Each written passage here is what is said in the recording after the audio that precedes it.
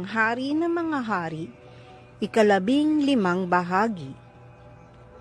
Si Rama, Lakshmana, Sugriva at Hanuman, at ang lahat ng mga unggoy ay naglakbay na.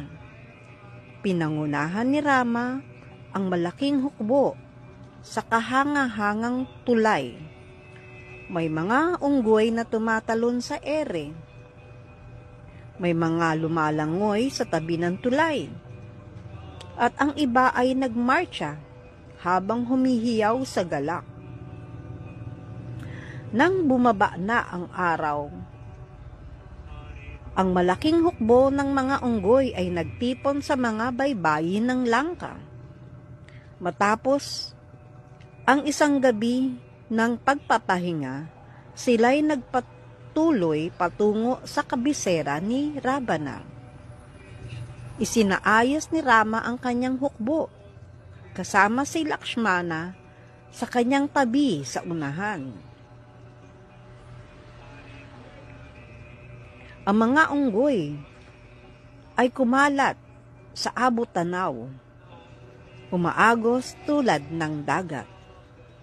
Mula sa kanyang mga kuta, nakita ni Ravana ang hukbo ni Rama at nanginig ang kanyang kalakasan. Pinayuhan siya ng kanyang mga tagapayo. Ang matalinong pinuno ay hindi nakikipaglaban sa mas malakas kaysa sa kanya. Sa halip, siya ay gumagawa ng kapayapaan. Ngunit si Ravana, na labis na naakit kay Sita, ay handang mamatay para lamang subukang panatilihin siya. Hindi na niya iniisip ang sarili niyang pagkawasak o ang pagkawasak ng kanyang mamamayan.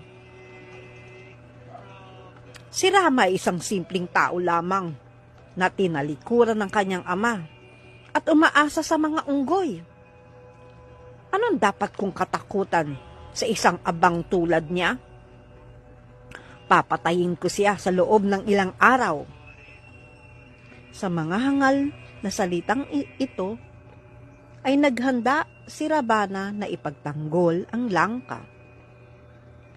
Sa umaga ng labanan, iniharap ni na Rama at Lakshmana ang hukbo ng mga unggoy sa mga pader ng langka.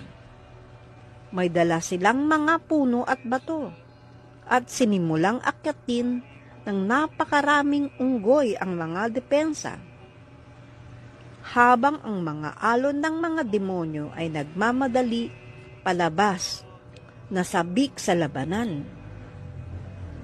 Lumipas ang araw at nagpatuloy ang laban hanggang sa gabi. Ang mga palaso ni Rama ay kumikislap sa dilim na parang mga dila ng apoy. Ipinadala ni Ravana ang kanyang anak na si Indrajit sa labanan. Ngunit si Indrajit ay naging invisible bilang di nakikita at lumipad sa langit. Nagpaulan ng mga palaso kay Rama at Lakshman. Ang mga palasong ito ay may mga makamandag na ahas na tumama ng malalim at tumali kina Rama at Lakshmana na parang bakal na lubid. Bumagsak ang dalawang magkapatid sa lupa at hindi makagalaw.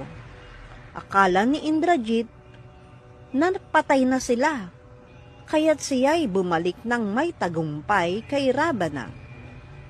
Pagdating na madaling araw, humihip ng malakas ang hangin at kumislap ang mga kidlat na kung saan-saan.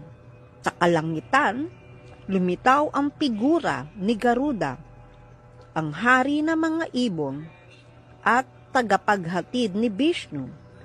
Sa isang iglap, ang mga ahas na nakatali sa katawan ni Rama at Lakshmana ay bumitaw at tumakas sa takot dahil walang ahas ang kayang manatili sa harapan ni Garuda. Yumuko si Garuda at pinunasan ang mukha ni Rama at Lakshmana at hinaplos ang kanilang mga katawan. Habang ginagawa ito, gumaling ang mga sugat na kagat ng mga ahas.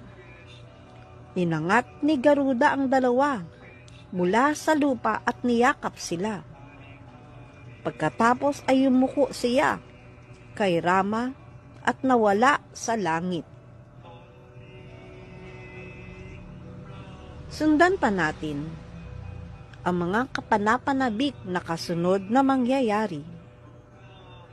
Haribol.